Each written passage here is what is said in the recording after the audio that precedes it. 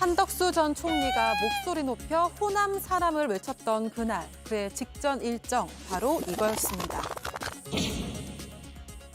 그동안 여러 대통령님을 모시고 일하면서 저는 여러 가지를 느꼈습니다. 대통령은 고독한 자리이고 책임이 막중한 자리입니다. 국무총리라서 못한 일을 대통령의 힘으로 반드시 해내겠습니다. 제가 살아온 인생을 보아달라고 말씀드리고 싶습니다. 우리 국민의 일꾼으로 살았습니다. 노력형이었지 천재였던 적이 없고 50년 공직 생활 끝 대통령을 꿈꿨지만 내일 오후 내란 사건 피의자석에서 재판부의 선고를 기다리는 처지가 됐습니다. 질서 있는 대통령 조기 퇴진으로 안정적으로 전국을 수습하고 현 상황이 초래된 데 대하여 국무총리로서 무거운 책임감을 비상계엄 사태 닷새 후에는 공동정부 구상에 대해 대국민 담화를 내놨던 한 전 총리. 그의 1심 선고가 내일 전 국민 앞에 생중계됩니다. 예, 백앵커의 브리핑을 보니까 정말 2024년 12월 3일 이후에 정말 격변의 시대였구나. 정말 많은 일이 있었구나. 라는 그런 생각이 드네요. 국무총리와 당시 여당 대표의 공동정부 구상이 발표되고 또 뭐 대선에 출마하려고 하고 이런 일들이 있었습니다. 김영남 의원님, 거두절미하고 내일 1심 선고 생중계가 됩니다. 특검은 앞서 징역 15년을 구형했습니다. 이보다 낮을까요? 비슷할까요? 높을까요? 선고 형량 어떻게 예상하세요? 글쎄, 보통은 선고 형량은 구형량보다는 다소 좀 낮게 선고되는 경우가 대부분인데 내일 한덕수 피고인에 대한 1심 선고는 사실은 내란 사건과 관련해서는 첫 선고거든요. 예. 그게 의미가 있는 것이고 예상해 보건대 징역 15년 구형이 됐습니다만 선고 형량은 그래도 징역 10년 이상은 나오지 않을까라는 생각이 듭니다. 물론 뭐 재판부의 의중은 정확하게 예측하기 어렵습니다만 가장 중요한 그 혐의가 내란 주요 임무 종사자로서의 혐의잖아요. 예. 그러니까 허위 공문서 작성이나 뭐 여러 가지 위증 등이 붙어 있습니다만 가장 큰 줄거리는 내란의 주요 임무 종사자로서 기소된 부분인데 이 내란죄가 워낙 중죄이기 때문에 다른 거를 뭐 다 흡수한다고 하더라도 다른 게 없다고 하더라도 내란 주요 임무 종사자 혐의 자체만 갖고도 징역 10년은 충분히 나오지 않을까라고 예상을 해봅니다. 예, 한 전 총리가 내란 중요 임무 종사와 내란 우두머리 방조 말고도 허위 공문서 작성을 지금 혐의를 받고 있고요. 또 위증, 탄핵 심판장에서 위증을 한 혐의 등을 받고 있습니다. 정광지 의원님, 예. 10년 이상을 김영남 의원은 예측하셨는데 제가 여기서 예측하는 것은 뭐 김영남 의원 앞에서 예. 뭐 그 서당께 그러니까 뭐 뭐라 그랬는가요? 풍어를 그 만주 변호사급은 되시죠?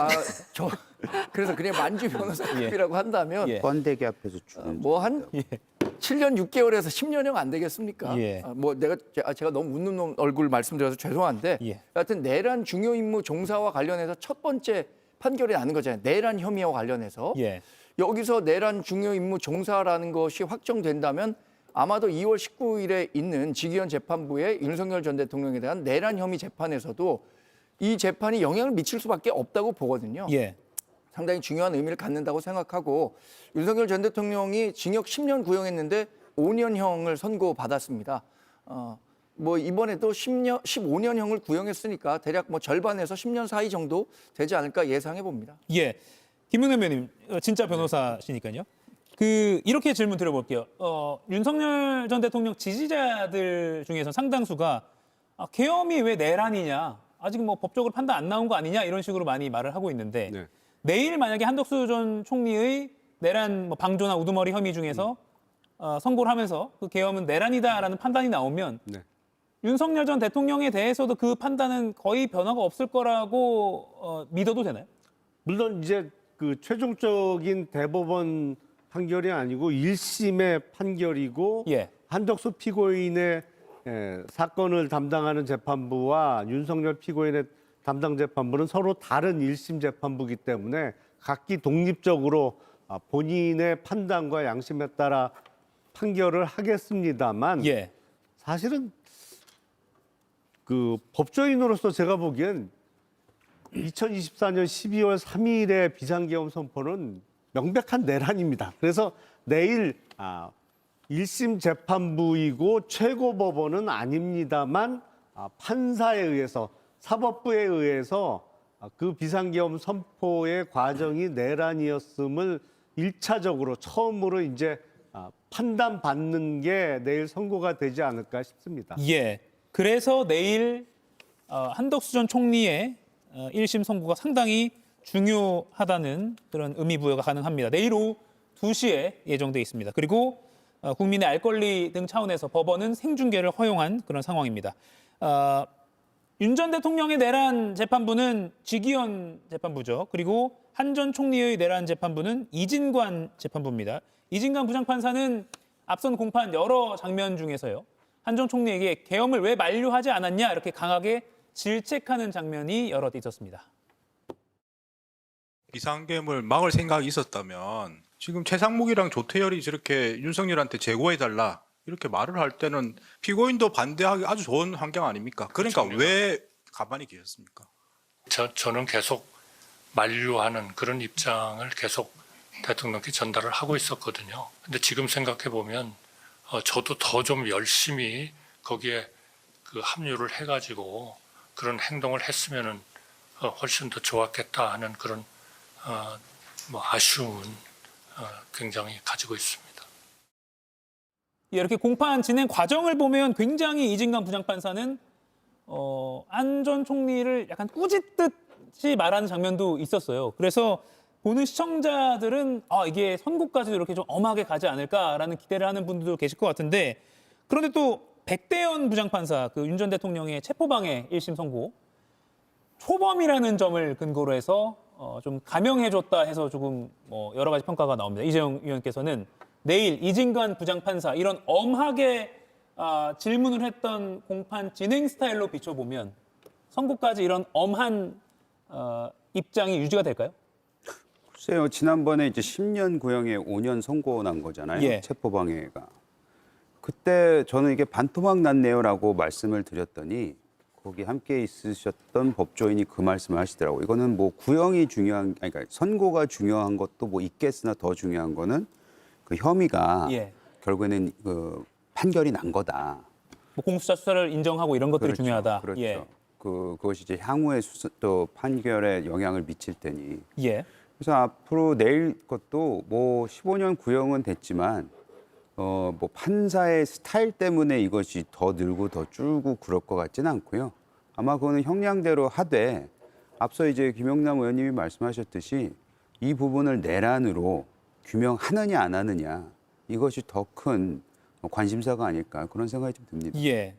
그리고 또 하나의 주목되는 부분이 특검은 처음에 기소를 할 때 재판에 넘길 때 내란 우두머리 방조 혐의를 적용했는데 이 재판부의 요청으로 내란 중요 임무 종사 혐의까지 공소장에 같이 적었습니다. 그러면 김유중 의원님, 내일 재판부는 이 내란 혐의 관련해서는 방조와 중요 임무 종사 둘 중에 하나를 선택해서 형을 정할 가능성이 있다고 봐야겠죠? 그럴 수도 있고 종합적으로 그 6, 7가지 혐의에 대해서 지난번에 그 특수공무집행 방해 혐의로 예. 1월 16일 날 그 선고했을 때 윤석열 피고인에 대해서 특검이 또 구형도 이렇게 항목별로 이렇게 그 했었죠. 구형을 5년, 했었잖아요. 3년, 2년. 네네. 예. 그러니까 뭐 그런 방식으로 하나하나 설명을 하고 그다음에 종합적으로 선고를 할 수도 있겠습니다만은 일단 내일 선고 자체는 내란이냐 아니냐를 결정짓는 분수령이 될 것 같아서 2월 달에 있을 윤석열 피고인에 대한 어떤 1심 선고에도 막대한 영향을 미칠 거라고 생각하고요. 두 번째는 지금 특검이 구형을 할 때 45년 전 내란보다 더 이거는 국가적으로 손실이 컸고 예. 국민에게도 상실감이 컸다라고 얘기를 하고 있거든요. 그러면서 당시에 그 국방장관이었던 주영복 케이스를 모델 삼아서 구형을 했다 이런 얘기도 나오고 있어요. 당시에 이제 5.18 관련해가지고 학살하면서 계엄군의 어떤 뭐 자위성을 인정했다 이렇게 했다라는 그런 차원이죠. 그때 7년형을 선고를 받았습니다. 예. 그래서 15년 구형에서 반타작이 나더라도 한 7, 8년은 될 것이다. 이제 이런 생각들을 하게 되는데 지난번에 백대현 판사가 5년 하는 바람에 초범 얘기 나오고 그때 절망과 분노가 완전히 교차했었는데 많은 법조인들이 한 7년은 예상을 했는데도 5년으로 내려갔단 말이에요. 그러니까 그런 경우를 상정해 봤을 때는 어떤 결론이 나올지는 예단하기는 어렵습니다만 중요임무 종사자였을 경우에는 훨씬 더 15년 가깝게 형이 나올 수 있다라는 차원에서 볼 수 있을 것 같고요. 내란으로 인정이 된다는 점. 그러니까 다른 혐의보다도 그 두 가지 측면에서 굉장히 중요한 그런 선고가 될 것 같습니다. 예, 이 김은혜 위원님, 내란 중요임무 종사, 내란 우두머리 방조 이게 두 개를 구분하는 건 어떤 의미가 있는 거예요? 그러니까 그거는 이게 형법 교과서에 나오는 얘기인데 예, 최대한 알기 쉽게 부탁드립니다. 이른바 그 방조는 종범이라고 해서 딸려 있는 범죄인 것이죠. 예. 그리고 이제 주요 범죄를 몸통으로 저지른 사람은 정범이라고 하는 것이죠. 예.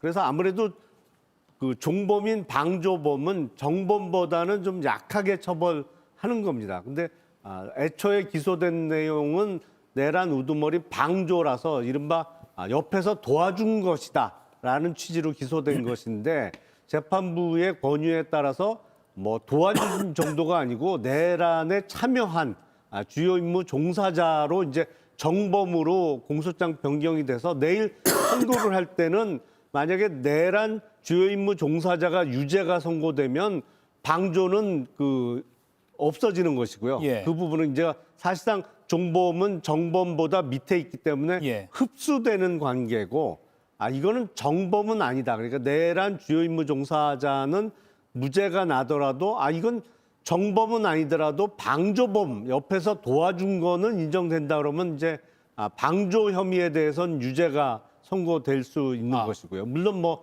전부 무죄로 본다는 거는 12월 3일 비상계엄이 내란이 아니다라고 예. 판단하는 정도의 그 결정이 나온다고 하면 전부 내란과 관련해서 무죄가 선고될 수 있겠습니다만 제가 보기엔 그럴 가능성은 거의 없다고 봐도 무관하고 재판부의 권유에 따른 공소장 변경이었기 때문에 재판을 진행하면서 재판부가 보기에 이게 왜 방조범이지? 이 정도면 정범이지? 이런 판단을 갖고 예. 공소장 변경을 권유한 거기 때문에 예. 주요 임무 종사자가 아예 유죄가 나올 가능성이 매우 높지 않을까라고 예상을 해봅니다. 예, 그러니까 재판부가 종범, 그러니까 뭐 부하로서 어떤 뭐 이렇게 딸린 범죄를 저지른 것이 아니라 적극적으로 주체적으로 내란 중요임무 종사했다라고 볼 가능성이 크다 이렇게 좀 정리를 하면 예. 되겠네요. 정리 잘했죠? 예, 감사합니다. 설명을 잘한 거 아니에요? 예, 설명 잘했습니다. 잘 받았습니다, 저도. 최후 진술을 좀 돌이켜 보겠습니다. 멘붕이었다라는 말을 해서 또 많은 시청자분들께서도 내가 멘붕이다 이런 반응을 보이기도 했는데요. 들어보시겠습니다. 저는 기억을 하지 못합니다. 사실 대통령으로부터 계엄에 대한 얘기를 듣고서부터는 기억이 굉장히 부족하다. 거의 뭐 멘붕 상태 내지는 인지가 되는 그런 상황은 정말 아니었다. 대통령께서 비상계엄을 하겠다고 하시는 순간 저는 말할 수 없는 엄청난 충격을 받았습니다. 절벽에서 땅이 끊어지는 것처럼 그 순간 이후의 기억은 맥락도 없고 분명치도 않습니다.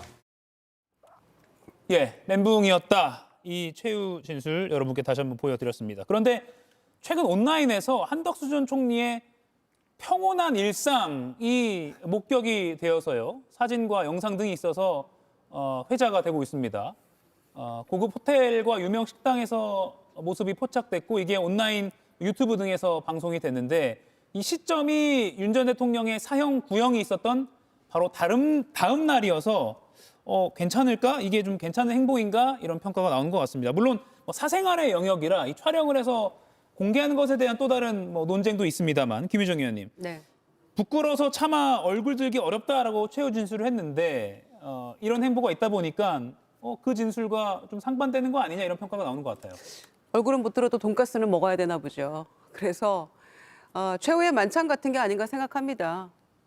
법정 구속될 수 있잖아요. 또 법정 구속을 촉구하는 그런 민주당 의원들의 목소리도 있는데 예. 또 돈가스 먹고 호텔 피트니스 가서 뭐 운동도 했다는 거잖아요. 그러니까 맛있는 거 먹고 근데 들어가면 못 먹으니까 몸도 만들고 뭐 그런 차원이 아닌가 생각하는데 국민들 보기에는 정말 저럴 수가 있을까 온갖 말이 떠오릅니다만은 그 정도로 가름하고요.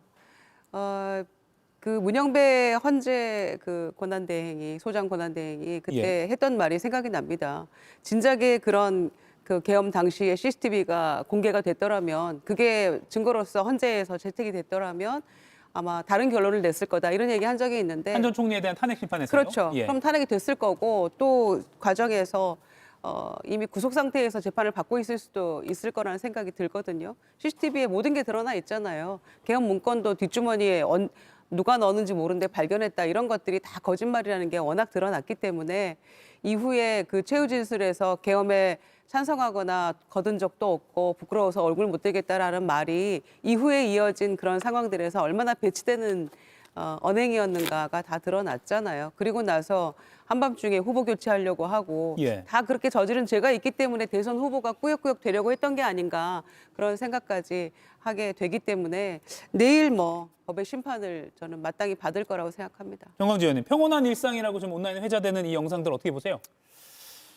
글쎄 뭐 한덕수 전 총리도 본인의 미래에 대해서 좀 예측하고 있지 않겠습니까? 그래서 이런 부분에 대해서 너무 또 지나치게 비판 여론을 하는 것이 뭐 개인적인 마음으로 좀 안타깝습니다. 아까 뭐 멘붕이라고 했었던 것은 왜 그런 발언을 했을까 좀 생각해 왔더니 이게 심신미약 상태는 감경사유가 된다고 하잖아요. 그래서 그런 얘기를 하려고 했었던 것 아닌가라는 생각인데 근데 이 심리적 멘붕 상태는 감경사유가 되지 않는다고 네이버 법률사전에 나오네요. 예. 저는 그 재판장이 얘기했었던 부분에 대한 책임을 한덕수 전 총리가 결국 져야 하는 것 아닌가 생각합니다.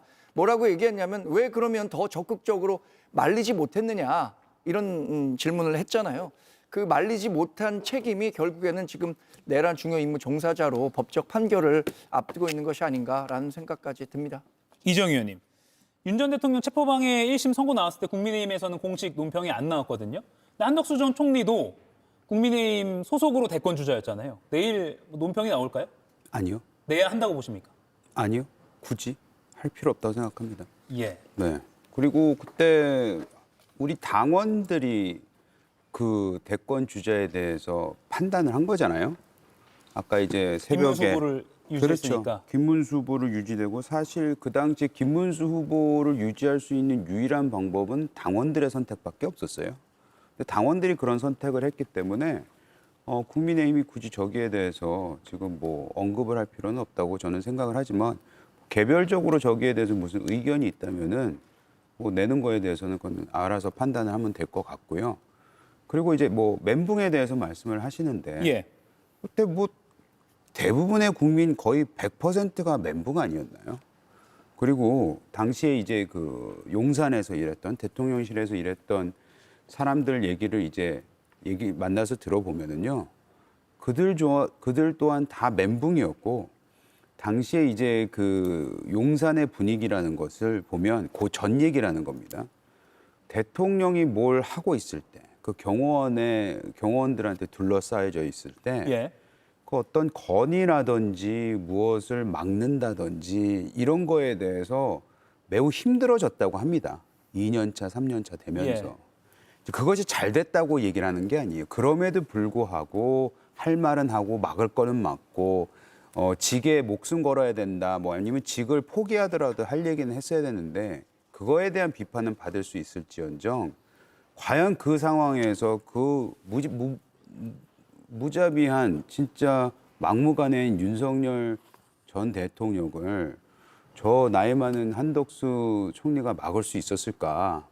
멘붕 왔은 게 분명히 전 맞다고 생각을 하고 그 이후에 있었던 일들에 대해서는 또 다른 정치적 판단, 정치적 평가가 있다고 저는 생각을 합니다. 참고로 한덕수 전 총리 결심에서 특검이 한 전 총리에 대해서 내란 사태를 막을 수 있는 사실상 유일한 사람임에도 봉사자로서의 의무를 저버리고 계엄 선포 전후 1년의 행위를 통해서 범행에 가담했다 이렇게 특검은 주장을 했습니다. 김영남 의원님 마지막 질문 드리고 김영훈 노동부 장관 인터뷰로 넘어가겠습니다.